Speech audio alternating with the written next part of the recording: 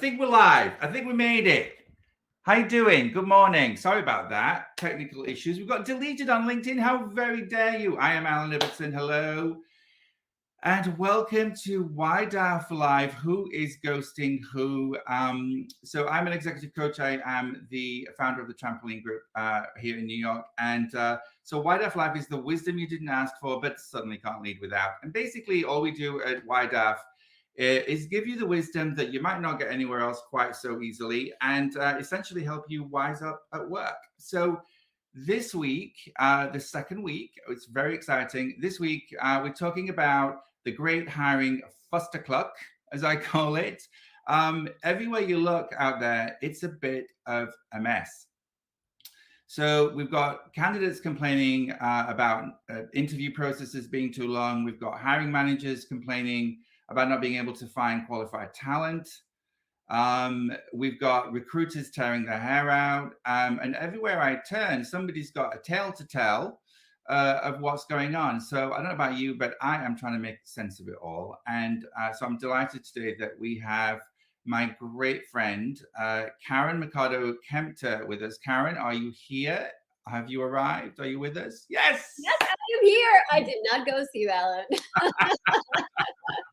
We almost ended up ghosting our audience. It was like, it looked like a practical joke, didn't it? So we just, anybody who knows us knows that, you know, we would probably do that to them anyway. So Karen, hi, thanks for coming. Good morning, good morning, good morning, LinkedIn. Good morning, all my contacts. Good morning, everybody. Oh, so happy to be here. Thanks for coming. So Karen, you're a talent advisor and recruiter to the stars, and you really are a great bridge, I think, between talent and the people who are looking for it, right? Which is why I asked you to come along today and be with us. So thanks for being here. You know, I got to say, everyone's complaining. Nobody's happy right now. There seems to be a lot of jobs. There seems to be a lot of people looking for jobs, but those two things don't seem to be, you know, lining up. So number one, how did we get here? And number two, what in the name of Lady Gaga is going on, Karen? Okay, Alan. So let me just start out by saying I will not pretend to have all of the answers, okay? But what I will do is give you insights, feedback from hundreds of candidates, hiring managers, HR professionals, employers, and people that I have personally spoken to since the start of the pandemic. And the common denominator of it all is that everyone is just stressed out. Yeah. And if we think about, just kind of like dial it back, you know, where did we come from, right? We came from, so let's think about 2019. We were experiencing the lowest unemployment rate since 1969. And we were at about 3.5%. And if you recall, there was a war for talent back then. Okay, companies were competing against each other for the best talent. I know because I was in the thick of it. And candidates were essentially taking advantage of the situation, making moves driven by compensation. Okay, so now we fast forward, and a few months later, we're in the middle of this pandemic. And you know, it's not a good time for anybody. So companies are forced to furlough and eventually lay off up to about 85% of their workforce. And in the height of the pandemic, the unemployment rate shoots up to like 16% nationwide. Like, what is going on? Mm-hmm. So there's a significant percentage of the population that works remotely, right? So doesn't skip a beat. And then you have a greater number of people unemployed, stressed out, and we're all just like living in fear. So there's a lot of time on our hands, right? To reflect, reprioritize, and essentially evolve as people. So you have a pandemic that's like looming around us.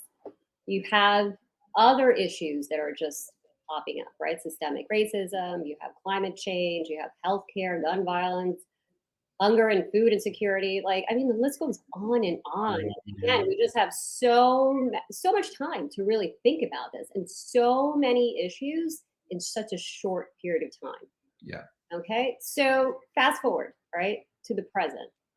There's a light finally at the end of the tunnel, right? So one would think, right? So there's more people getting vaccinated. The job market is opening up again. And one would think that this is what everybody wants. Everybody's been waiting for this, right? Newsflash, the great resignation is upon us. Okay, that's one of your titles on, Yeah. So what is this, right?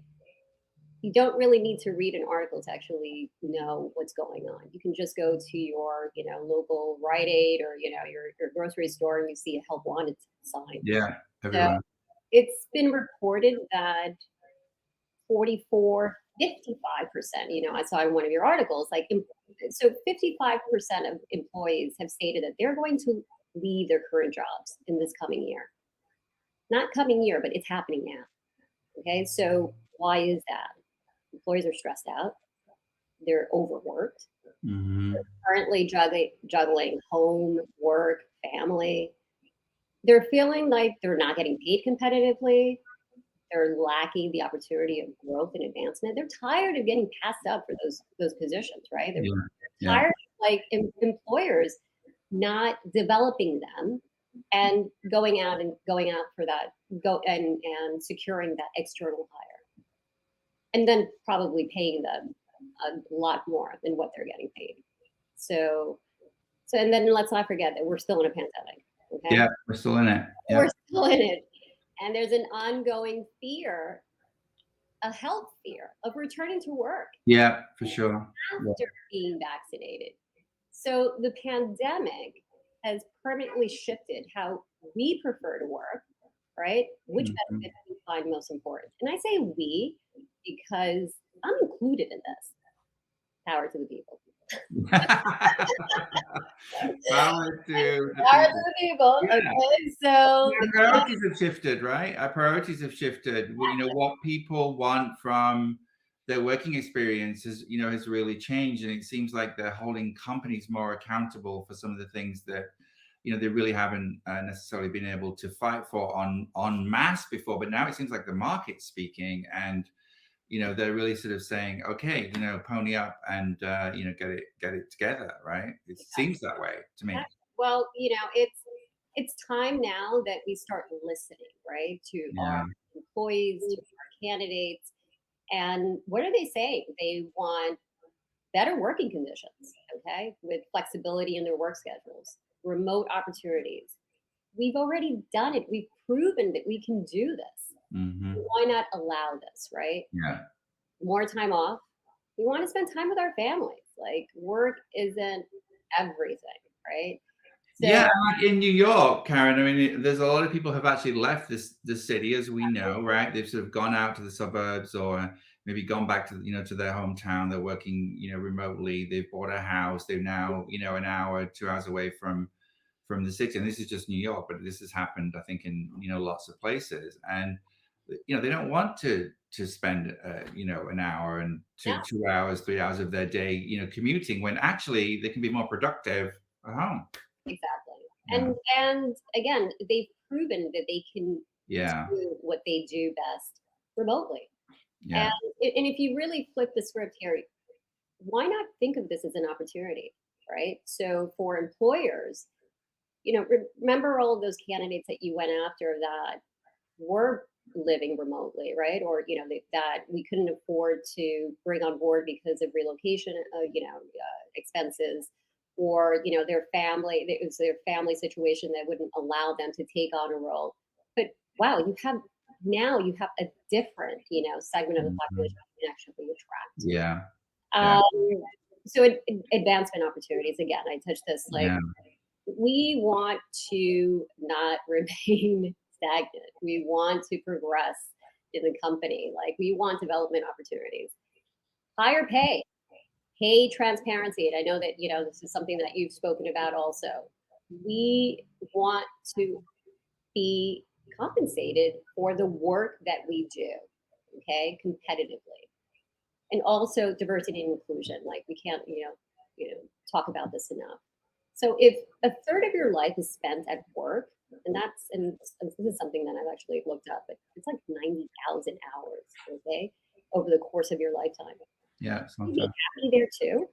Yeah, right? You got to be happy at work. If you're miserable at work, you're miserable. Period. Right? I mean, that's basically what it boils down to. If you hate your job, you are miserable, because you can't be miserable at work and happy in your life. Like it's so important to your well-being, in general, because you spend so much time there, right? So Exactly. Karen, let's get into it, right? Because So, we were so a this couple is of minutes where, later starting. Like, what advice do you have? Let's start with the hiring managers.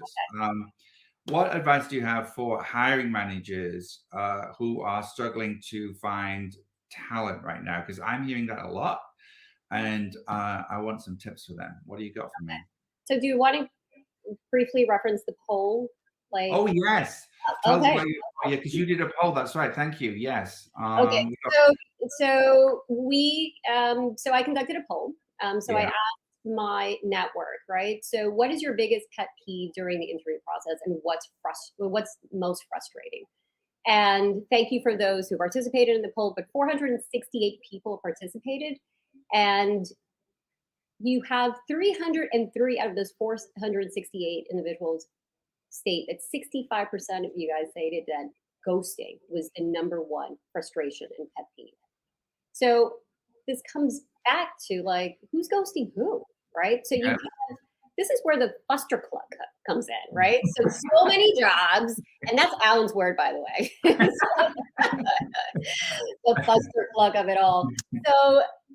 So many jobs, so many options, right? But there's a disconnect. Employers can't Yeah. find candidates can't find jobs. So what exactly is going on? So, and this is where I took it to the streets, Alan. Okay, so well, the LinkedIn streets, right? And the streets are talking, and obviously they have stated, it's ghosting, lengthy interview processes. Oh God, yeah. Why have 3 interviews when 20 will do, Karen? Alan, also as a hiring manager, as a recruiter, as an HR professional, I'm like in the middle. I've played all of these hats, right? Mhm. Yeah. Like Well, that's why you're here, Karen, because I know you can see it from all these different perspectives. it's there's a true disconnect, right? So the hiring manager, believes that the recruiters, and this is where the wisdom comes in, and the advice comes in. So the hiring manager believes that the recruiter is like this magician, right? So it's like a wizard. Like, we're going to find you that unicorn. That unicorn's going to come right out of that hat. Mhm. And it's not so. So the recruiter is your strategic partner, okay? And you should be treating that person accordingly. You need to set them up for success. So the recruiter, you need to give them the time and the attention, right? Mhm. If you're busy, then reschedule that meeting, that intake meeting, right? So they're not going to do a good job unless you give them the tools to do that job for you. Yeah, I mean, it's like anything that I do or that you do, or it's sort of like the creative is only ever as good as the brief, Exactly. right? If you don't spend time on the brief and getting it right, and actually having a conversation about that, as opposed to just a communication, get me this, do me this, make this for me, find me this person, whatever it is. It's really got to be a thorough, conversation where you have that back and forth and those questions asked and answered, so that there's clarity. Because if there's no conversation, there's no clarity, as far as There's I'm no concerned. clarity. I mean, also, like, be prepared to be challenged, Yeah, right? yeah, So, I can't state enough. Like, I've had hiring managers that say, "Well, don't you have the job description?" Like, yeah. yeah, of course I can read, but what else? What else? Yeah, What else is that, yeah, I've hired thousands of marketing managers, and I would tell you that every single one of those positions have been different in their own way. hmm, And so who's your ideal candidate? Who are the competitors? Why is this position going to be different than the competitor's position? And how am yeah. I going to brand that position and bring that talent to you? So you need to really educate your recruiter on the context and the specifics. And I would think also, I mean, one of the things that I've often found too is that when people put the success criteria together, or okay, needs to be a good team player, and all this stuff, right? They're not necessarily prioritizing that criteria. Yeah. So they have this long list of requirements, but they're not actually really prioritizing that to sort of say, okay, at a minimum, we need these 3 things from this candidate. Exactly. And then they might end up sort of hiring the wrong person because they hadn't got that criteria really, ironed out. And then they sort of fall into like the halo effect, or, they went to the same school, or they know somebody, or, Exactly. whatever it might be. And of course that is a disaster for diversity and inclusion too, in terms of just getting helping you get a diverse workforce. So Yeah. yeah, I mean, it's a big issue. Do you really need an MBA for this world, right? Don't get me started, Karen. Okay. We only have like a couple of minutes here. So, Don't uh, get me started. but so you require 8 years of experience, but you're only paying 50,000. Come on, like Right. Yeah. get it together. Okay. Think like a candidate. Okay. Like it's a partnership. Yeah, and be open to, like equivalent experience, maybe transferable skills. It's like I got my start in training and development from somebody who saw me at, a ridiculously young age and said, you can be a trainer. And I had no experience doing it, but they trained me in the technical skills because they kind of thought maybe I had the aptitude, for doing it, which, is another thing I think. Oftentimes we're looking for, experience, when what we really, or could also use, is just learning agility and ability to be able to, kind of pick things up, quickly, and, and learn a new skill. It's not always about experience. It's sometimes these things are just trainable. Exactly. Yeah. Exactly. It's not hiring for potential, right? Yeah, And exactly. you are competing against, a lot of companies right now that are promoting 4-day work weeks, okay, unlimited vacation, remote, opportunities, like, and you have Yeah. to think about what is your company offering, how are you going to really match up to those companies out there? Yeah. Yeah, absolutely. So we've got lots of people kind of, chiming in, and kind of thanks for making it, and for sticking with us. I know we were a couple of minutes late with that technical hitch. David's, making a good point here. David's a great participant with me on on LinkedIn. But ghosting leaves you wondering forever, right? And you see a job description, you don't even want to apply for a job that you would genuinely qualify for if they really would just sort of take the time to think about the criteria, and then they put you through these long interview processes. So hiring managers, listen up. Exactly. You got to be more flexible, I think, is kind of like the message, really, right, on criteria, and really working with your recruiter in a sort of structured, strategic way.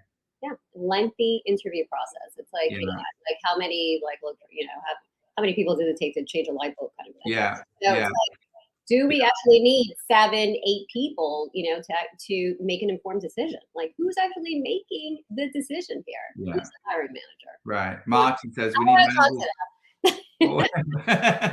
We need managers willing to. Thank you, Marty. Marty's head of HR over at Marty! Hi, Marty. Shout out to Marty, of course, is Valentine! how Karen and I met. The other thing I would say, Karen, I don't know about you, but I really feel like a lot of hiring managers need help and training in how to interview.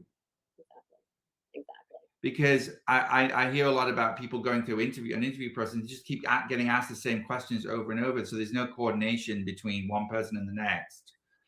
And they're just asking the same questions over and over. And they're not really sort of like digging in and getting great examples from a candidate, or really sort of discovering whether or not they're suitable for the job, right? So it seems to me like managers need some training in hiring skills. And that's not a plug, by the way, but right. But also, it's just be real, right? So Yeah. you're having this intake meeting, you're establishing the rules of engagement, and you're setting yourselves up, right? So you're Yeah. managing others' expectations. Again, it's a strategic partnership. If you need assistance as a hiring manager to put together a list of questions, lean on your recruiter. The recruiter is that subject matter expert, Yeah. right? So we're not the subject matter expert in the discipline, or because that's where the hiring manager is actually going to educate us on the role, but we're experts in how to create that candidate experience and what questions to ask and prepare yourselves, right? Yeah, because what questions the candidates are going to be asking, right? Like the best candidates, don't they? I mean, the best candidates surely want to know like the answers to the big questions. They want to know like, how does this job fit into the overall strategy of the company? Why is it important? What's the the key contributions that you need this person to make over the course of the first 6 months. Like they ask those kind of questions, you've got to have answers to them. You can't just kind of wing it. Oh, that sounds like an episode. Oh, and there's Vivian. And I just want to give a shout out to Linda Denny. We had her comment up earlier on. So Linda was the one who hired me. So Linda, thank you. If it wasn't for you, I wouldn't be doing this and I wouldn't have this career. So shout out to Linda Denny over in the UK. Ooh, Chris, I'm giving some real talk. Yes, getting some real talk. Yes, getting some real talk from Chris. Managers need to be flexible and equitable in expectations around the nice to have versus the need to have in hiring. So going back to that point about really being clear about what the criteria, prioritizing that criteria, right? Okay, so recruiters. Let's talk about recruiters, Karen. What advice do we have for recruiters?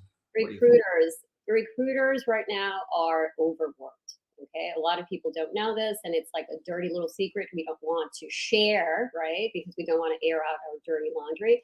But recruiters are currently juggling 15, 25, and I know someone that actually was juggling 62 requisitions, 62 jobs for one person. That's just insane. Crazy. It is. So, and you only have so many hours in the day, right? Yeah.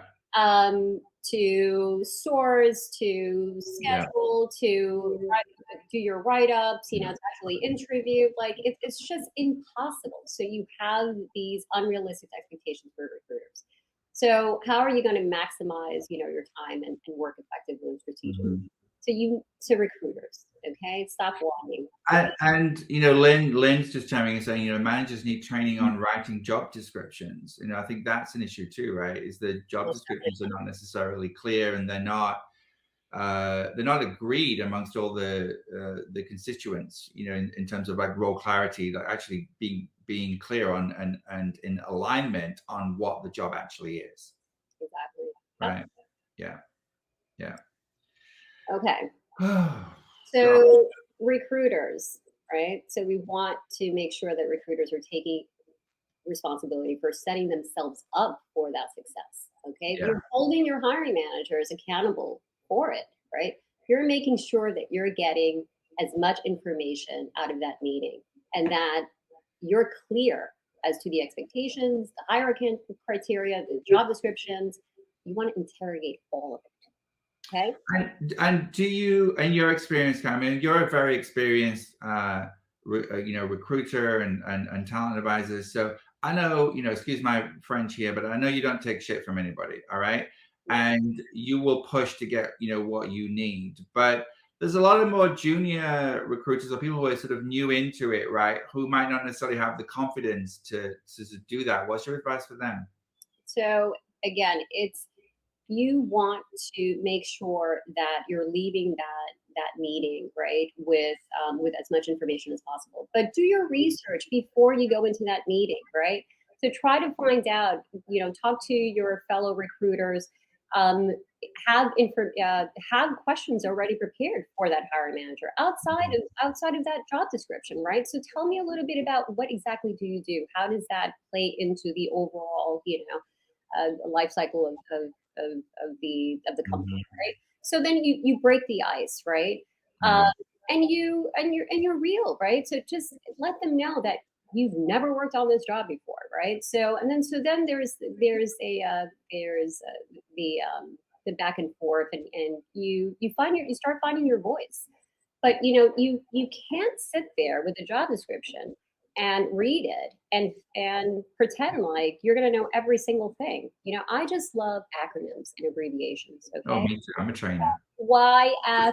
Let's go. Acronyms. And the person has to do this. And it's like, and you know what? Some people actually, some recruiters and HR professionals, they post that, right? Yeah. So if I don't know what that is, what do you think the candidate knows what those things are? Like, I'm trying to Google, okay, what is that? Corporate jargon. Yeah, I know. It's terrible. Why am I going to do all this research? Come on, guys. Think like a candidate. Think like a candidate. Yeah. For those inexperienced recruiters, don't feel guilty about asking questions, okay? And don't be pushed around, right? No, don't be pushed around, and really challenge the hiring managers on the criteria for the job and the and the candidate, because I think there are actually very few jobs out there right now that really do require the level of education or experience that the job descriptions are stating. Because that's one of a big thing that I'm hearing a lot is like, why do you want 10 years of experience, for Exactly. this job? That's ridiculous, Exactly. Yeah. It's Yeah. okay, a lot. So, So, and just primarily, you want to think like a candidate, right? yeah. You want to manage the expectations of that candidate in the process.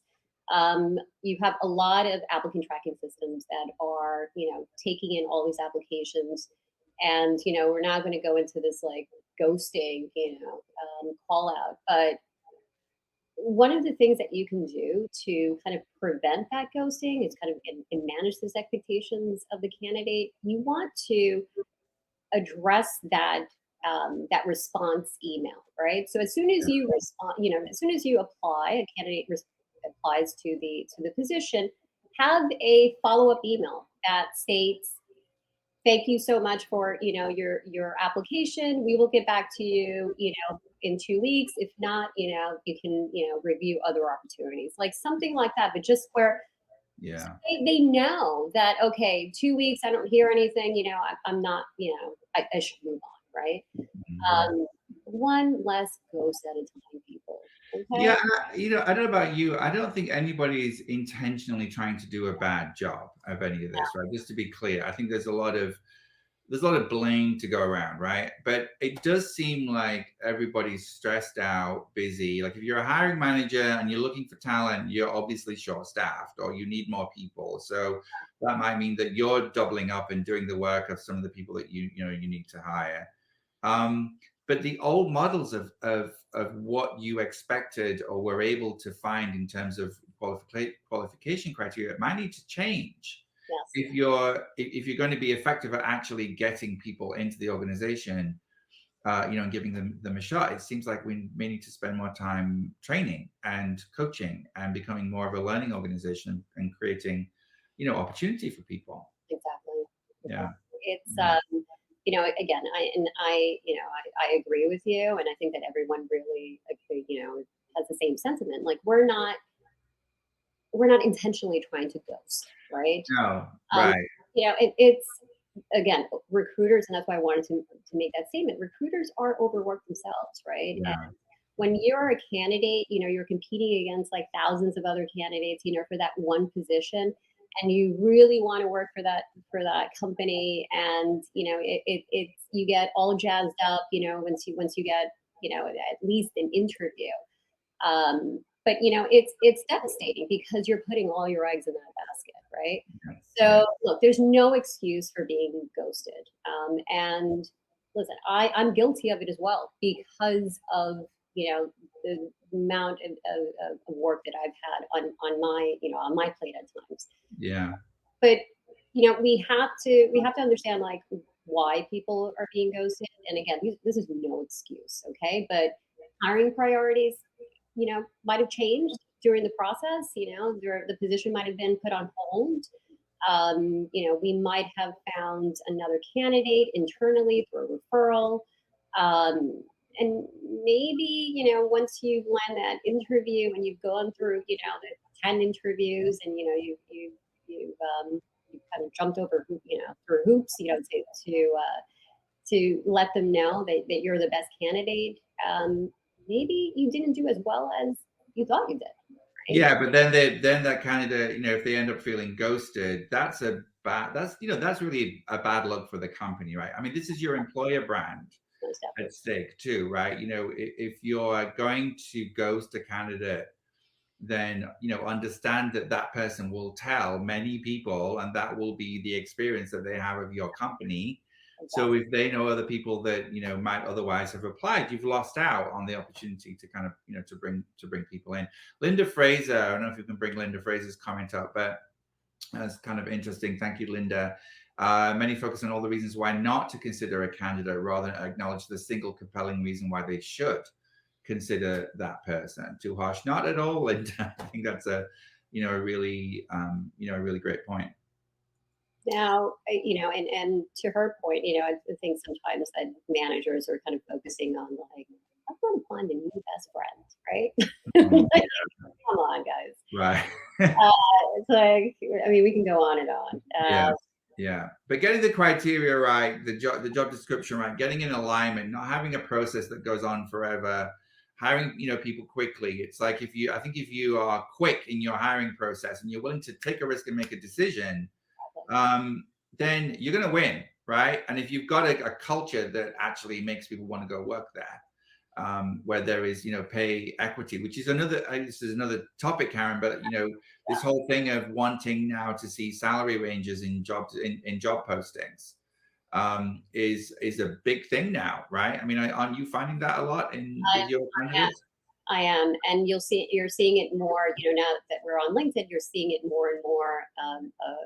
Companies actually posting what the salary range is, Yeah. and I have mixed feelings about this, but I'm more on the yes, let's have some, some pay transparency. I was raised in human resources, like I've been around the block a couple of times here. But I was, we were always trained and taught that we do not, the first rule in HR, we do not discuss salary, right? Like that's what we're brainwashed. Like it's a dirty subject. You do not. It's a new day, Karen. It's a new day. New day. But, in fairness, to me, this is an important development in that in striving towards pay equity, right? Because if everything's sort of like secret, then how do we really know that an African American woman is being paid the same as a white guy for the same job? We don't, Exactly. right? And so it's totally fair that candidates should now be expecting to see more transparency, with pay. And I do know that it's pushing up salary budgets and organizations because it's creating a push for equity and transparency inside the organizations, let alone on the job descriptions, right? It's kind of happening everywhere. So we've only got a few minutes left. Okay. Karen, what thoughts do you have for candidates right now? Okay, so if you are ghosted, okay, if you've gone through the whole interview process and you have not heard back from the recruiter, so follow up with the recruiter or the hiring manager if you have that contact information. Yeah. Every week, and let them know you are still. Oh, am I being ghosted at the moment? Do not ghost people. So again, follow up with them, and within a week, let them reiterate, how excited you are to join the organization, and reiterate your interests. Now, if you still don't hear back from the recruiter or the hiring managers, tend to not respond to candidates. Don't ask me why. Sometimes I'm like, I get asked from hiring managers. When it's the one thing that could really make the difference, actually. People don't leave companies, they leave managers, and then maybe they might actually join to work with a specific manager too. It's like, that woman is awesome. She's a great leader. I want to go work for her. And you'll be surprised, like the number of hiring managers that ask me, like, "Oh, I got an email from so and so. What should I do?" I'm like, answer the email. Like, what do I do with an email? What? Yeah. Yeah. Okay. So you haven't. So let's say you sent that email, you haven't received a response, and now it's the point that you really need to kind of like level set and be objective here. Yeah. Don't let your ego drive, the narrative here, right? So we sometimes get caught up in like the fear of rejection.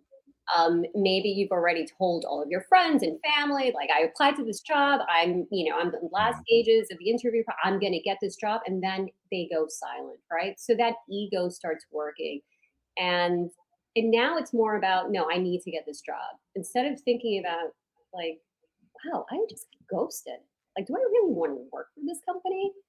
Like, oh, right. So you're saying that that you actually find that people, even if they were to interrogate themselves and their values and what it is that they really want, they might actually be pushing for a job that they're really not that interested in, but it's the egos talking, and like, I don't want to be rejected kind of thing.